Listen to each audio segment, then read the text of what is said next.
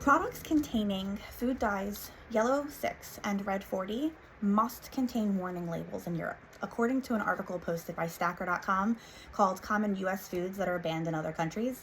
It also states that dyes are completely banned in Norway and Austria. I have 2 children who are sensitive to dyes. They become unmanageable, have outbursts, and I've experimented by just simply removing the dyes from their diet. Cutting out dyes will help promote a healthier lifestyle and help prevent hyperactive behavior, all while helping to aid the side effects of ADHD, possibly without having to take medication. Consuming dyes will lead to an unhealthy child, hyperactive behavior, and possibly a misdiagnosis of ADHD. So by removing them, we can promote a more healthy, focused child. Food dyes are in some of our most beloved items like M&Ms, Doritos, mac and cheese, fruit punch, cereals, and unfortunately, thousands more. None of these foods are healthy for you.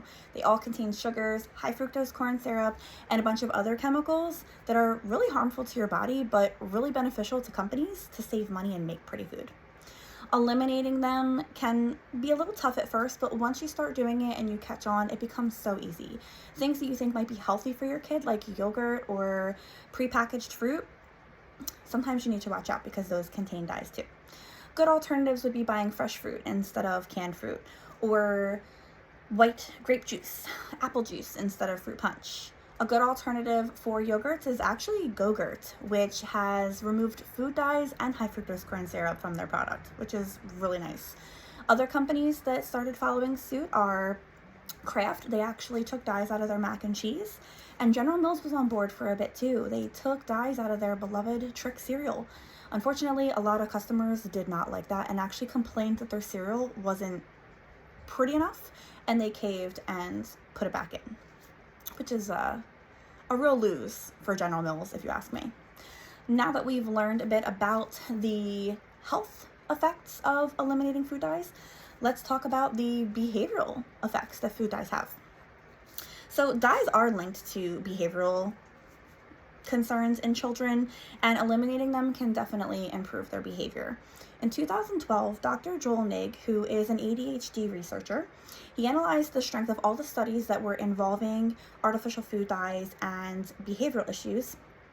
Even though these studies had minimal flaws, they were considered inconclusive because of those minimal flaws, but the data was simply what he would say too substantial to dismiss. One study in particular was done by the Children's Environmental Health Center, titled Potential Neurobehavioral Effects of Synthetic Food Dyes in Children. This study stated that the body of evidence from human studies indicates that synthetic food dyes are associated with adverse neurobehavioral outcomes in children, and they also vary in their sensitivity. My oldest child, I found out she was sensitive to dyes when she had these animal crackers that had pink frosting on them. Now, this was back when she was about 1.5 years old. My first child, you literally remember every single little morsel of food your child has eaten yet at that point. Her behavior was absolutely insane. I started noticing this pattern with a couple different things that she would eat, and I realized she was sensitive to things with food dye. After eliminating dyes for a long time, she came home from school one day, completely out of control. I immediately knew she must have had something. So I asked her what she ate. She said her friend had a little birthday party and her mommy brought in cupcakes with red frosting. Well, there you go. That made me feel like I made the right choice, because seeing how she was after just eating a cupcake, it's not normal. Your child should not completely become a new person from eating a cupcake. That's how I knew I made the right choice. A couple years ago for Thanksgiving, my aunt brought the Kool-Aid juices over for the kids. I told her she could not have one. I'm not dealing with this today. Well, she snuck her one, don't tell mommy, here's some sips. Well, she went nuts in about 20 minutes, was jumping up and down on the couches, completely out of character, and she's a very timid kid. So I know when something's out of line. Well, I glare over at my aunt and she just had the look of guilt all over her face and immediately was like, I gave her some juice. I am so sorry. I did not believe you. She thought I was crazy, but she saw firsthand, and now she can see how a child's behavior can go from 0 to 100 from just taking a couple sips of juice that contains red 40. It's really shocking, but I know I made the right choice after seeing the change in behavior. So now that we've learned a bit about the behavioral effects that dyes can have, let's see how they are linked to ADHD.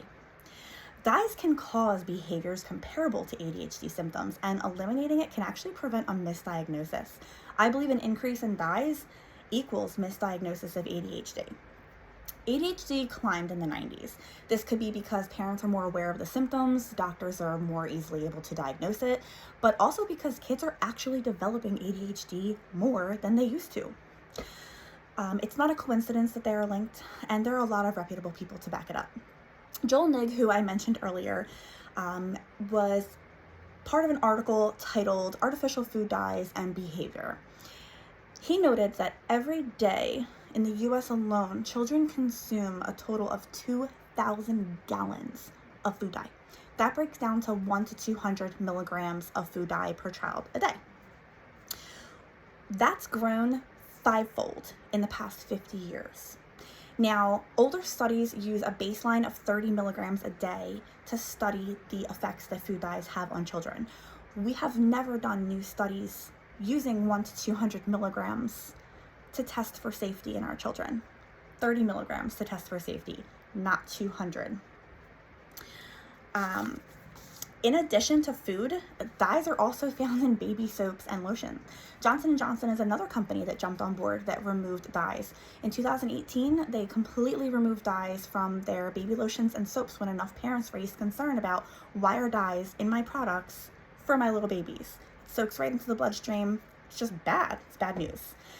An article that was written by Erica Julson and Amy Richer, who are two well-known registered dietitians, stated that the FDA declared an acceptable daily intake level is no more than 7 kilograms per milligram a day.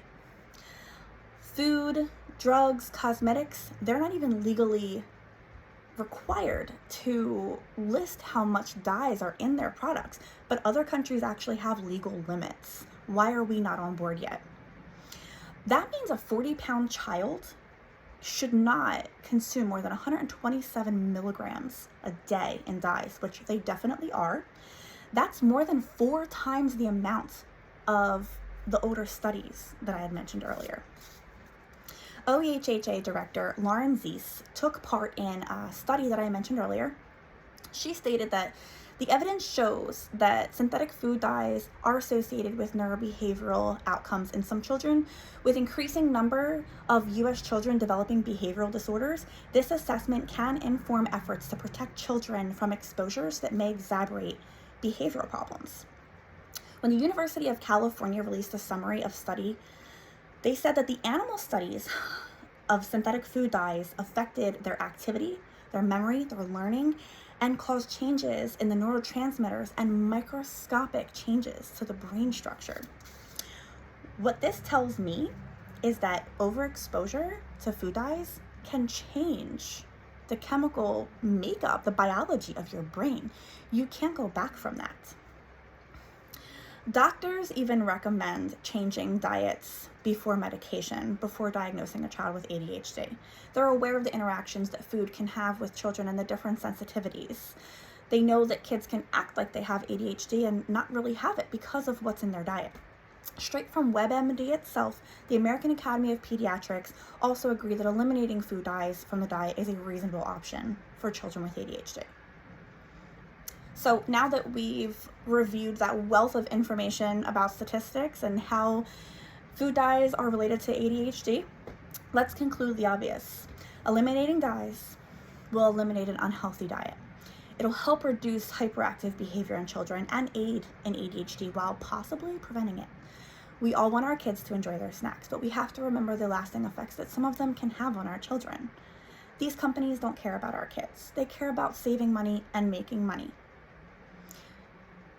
When you go food shopping, just remember, say no to blue 1 and 2, green 3, red 2 and 3, and worst of all, red 40 and yellow 5 and yellow 6.